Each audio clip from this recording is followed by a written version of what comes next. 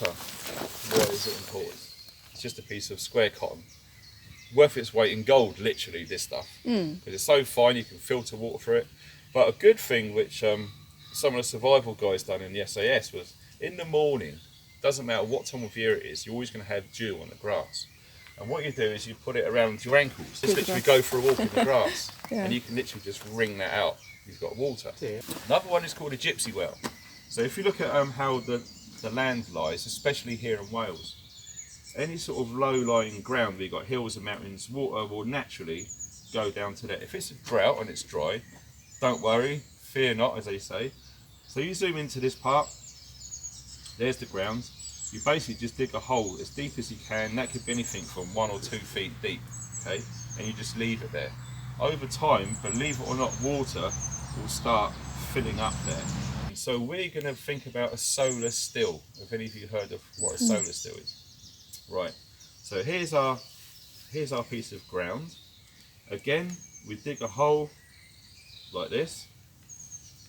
Once you've done that, if you look down on it, so there's the hole, like a plan view, okay? And you want a big clear sheet of plastic. Yeah, so you do this sort of thing, like I said, before you go to bed. You wake up in the morning, the sun comes up. In the desert, it's like 4 o'clock in the morning, and you're still asleep till about 8 or so.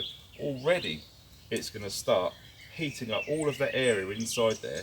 The condensation will fall underneath the plastic sheet. Because you put the rock in the middle, it's literally going to drip down and fill up your container. And you can actually buy, you know, these devices already done. Right. Basically, just what it is a copper tube that goes round. If you look at how they do alcohol and whiskey and stuff, it's distilled. You just heat it up and it just comes around, drips down. So when we look at what's going on in Cornwall, they've done a hosepipe ban until December. Well, they could create something like that, couldn't they, from the sea? They sold a lot of the reservoirs off the stuff years ago, didn't they? So they've got nowhere to put it. Well, the ones we got here over at Elan, they actually supplied Birmingham. Obviously, snow as well. When it snows, you can get that. But when you're turning snow into water, the tip is, rather than just get a bucket, fill it up with snow, put it on there. All that's going to happen is the bottom is going to heat up, melt, and it's going to burn. It's not going to do anything. So you get your snow and you compact it as much as you can, like you do in the snowball. Put it all in there, and you heat it up slowly rather than quickly. And eventually, as it starts to melt, then you start putting more snowballs in, and it will eventually fill up a bucket.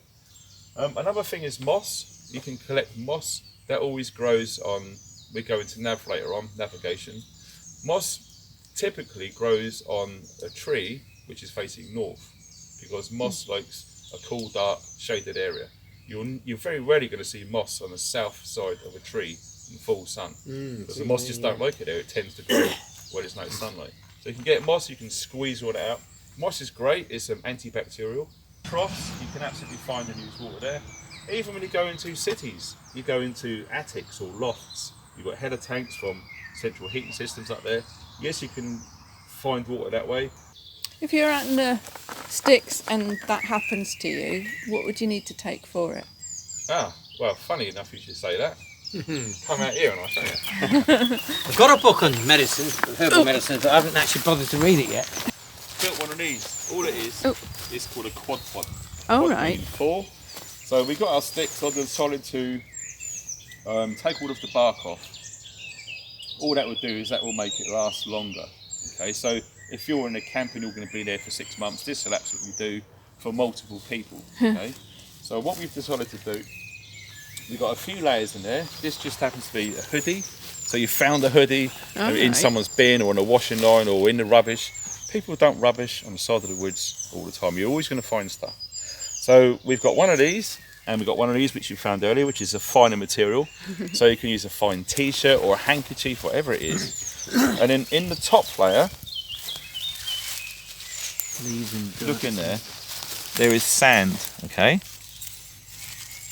So there was supposed to be another layer, but this is literally just wilted away. So on top of that, we had stuff like moss, okay? So you put moss on the top, sand in the middle, and you can get sand from any riverbed. You just dig around the stones and you'll find loads of sand. Sand, of course, the riverbed. Oh, they're everywhere. I didn't believe it until I see it. When you said sand, where's going to get sand from? Yeah, up on a seaside you're lucky. But no, all rivers you're going to have sand. Because all it is bigger rocks getting into smaller stuff and you end up with that.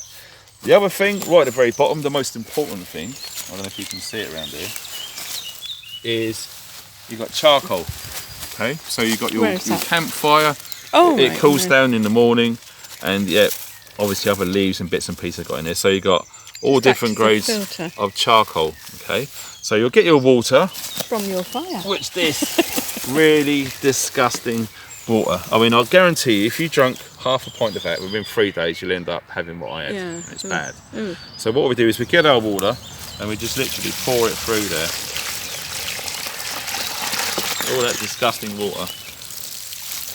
And as you can see there, it's coming out a lot cleaner and whiter. Okay. Obviously, if I had like a clean glass container, you can see it, but it's a lot clearer. Okay. And all that's doing is that's filtering out all of the crap, all of the bits of twigs, leaves, bits of stones, whatever it is, because you don't really want to be drinking that stuff. But nonetheless, at that stage, it's still not safe to drink. So once you've done that, and obviously the more times that you recycle and put this through, over about 10 times, that will be cleaner and cleaner and cleaner and cleaner. Okay. Yeah. A smaller scale, which here's one I made earlier.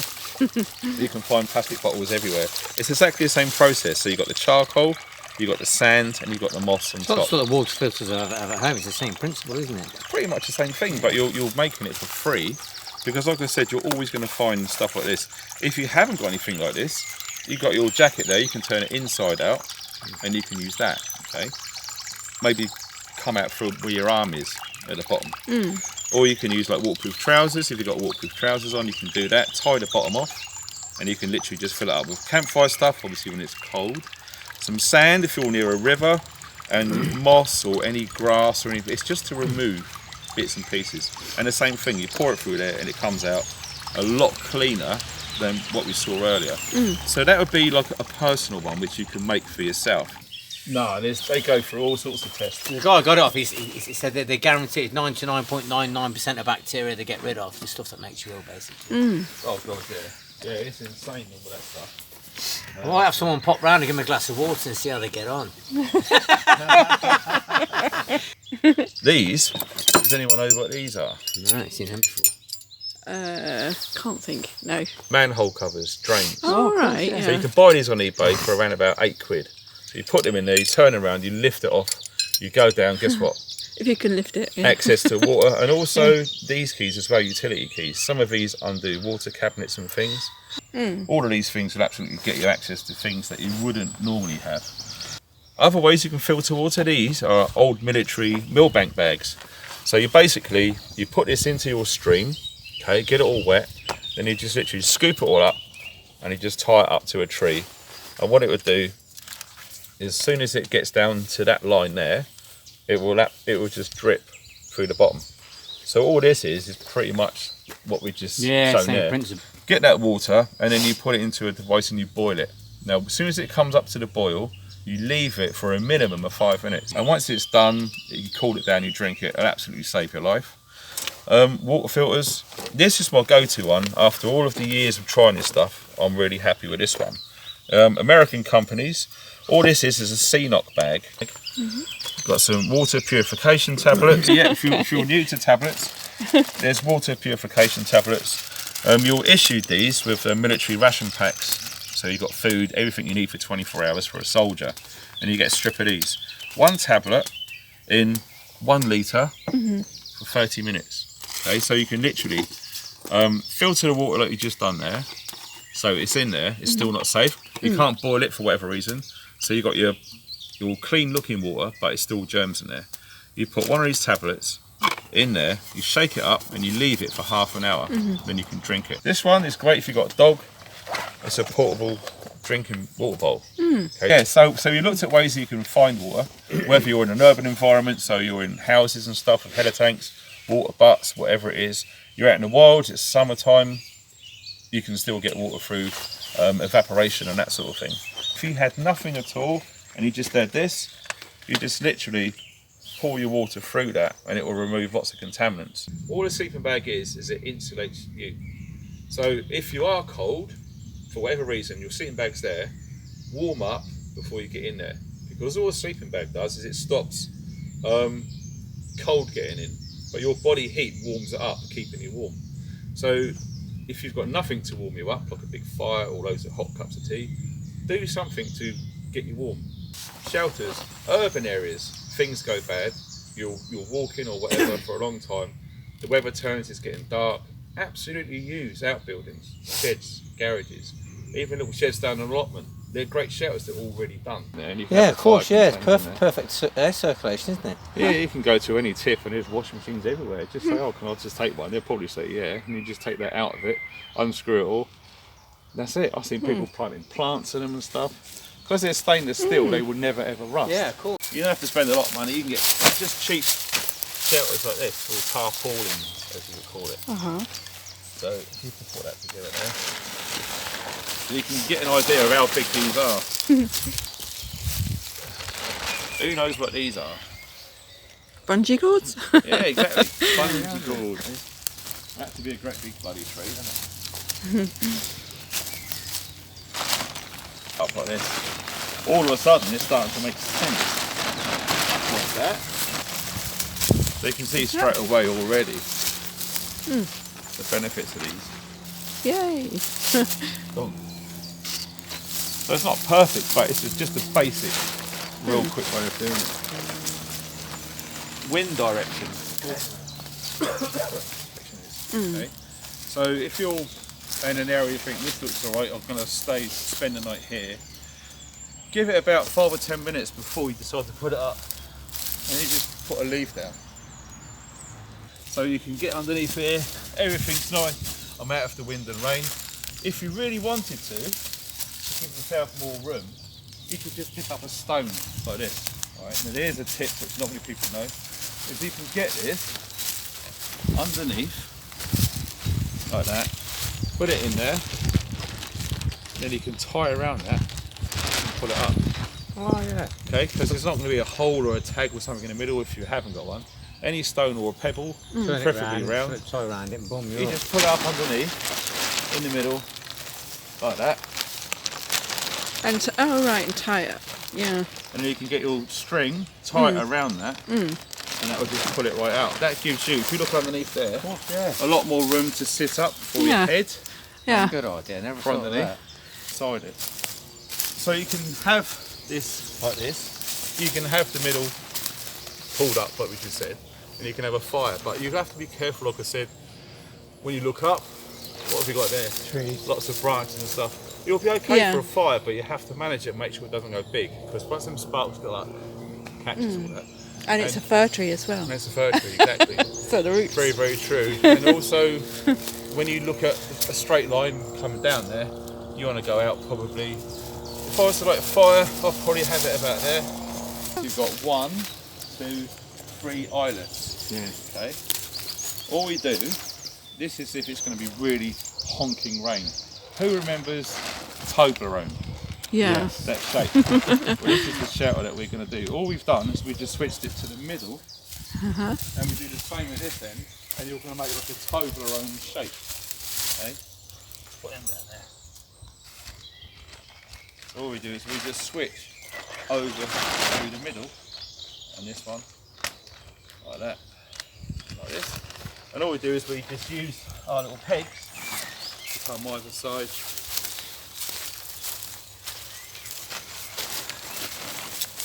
Oh, just like an ordinary tent. Yeah, like a traditional A-frame tent. But this is the beauty of these big plastic sheets, because you can literally do 100 different style shelters with these. And if you like origami, you've definitely got a head start. Exactly, because you know, when you think about it, you're out there and you just look around to what you can use. You don't have to carry everything with you, because there's stuff everywhere. Like I say, you can use anything you can use, which we're going to go on to in a bit, to block that wind.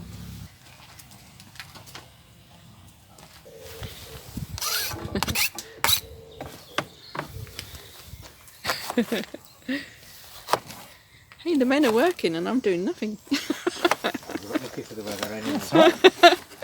Oh, I'm not being sexist. Your Don't worry. Majesty. Spreading circuses, they call it, don't they? Obviously. Yeah. Going back to the Roman times. Yeah, exactly. You just do it now and again now, but they're doing it all the time. That's a nightmare. Yeah, it's boiling. Thank you. That's alright. Yeah, I told you it's boiling, didn't I? Yeah. That's it. Is that good? Thank you. Oh, good. I'll put it there to keep warm. What I'm going to do now is, this one's called the trucker's hitch. So if you're using like a pickup truck and you put a load in there and you want to put a line over it and hold it down tight, or make something like this is the same thing. It's basically you keep a line from A to B, like 2 trees, but as tight and as strong as possible that it sank. So you can, I've used it on holiday for washing lines and all this stuff outside. First thing we're going to do is we're going to get the end like this, fold it back on itself, and we're going to roll it around and put it back in itself. And all it does is it makes a loop like that. Real straightforward. We're going to put it around our tree, then we're going to get all of the line and run it all the way through. So it's probably about here. So around about here we're going to do the same. So we hold it back on itself, we go around and then through there, and you pull it and it just makes that loop. Okay. So once you've done this, around the tree, pull it all the way back.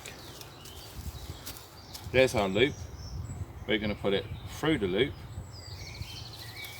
again all the way around like this. Then this is the most important thing, this is the tension bit. So when you pull it back on itself, you see how tight that's getting. Yeah. And that, you can pull it really, really tight. It's like a piano string. Tight as you want to, okay? But for just demonstrations, we're going to do it reasonably tight. So, like that. And you can do it really tight. When you watch that tree pull over, then you get all 3 together, like this. So you got them 2, the original ones, plus this one. You're holding it together with your finger and thumb. So you go over the top, and this loop comes down, and all you do is you pull it back on itself. So you did it. Put it through there. Oh yeah, of course. That's it. And you just pull it all the way through. Pull it through, do. So it's all the way through. That's it. And then you come around this way. So, oh, like that. Now pull it this way. That's it. That's it. Oh, that way. You got it? Yeah. Then you've got to hold all 3 of these together, like that. Right? And then you get this over the top, not all the way, and then this bit through there. Back underneath. And all you do is you let go as you come back. That's it. Done it. To undo it, just pull it across.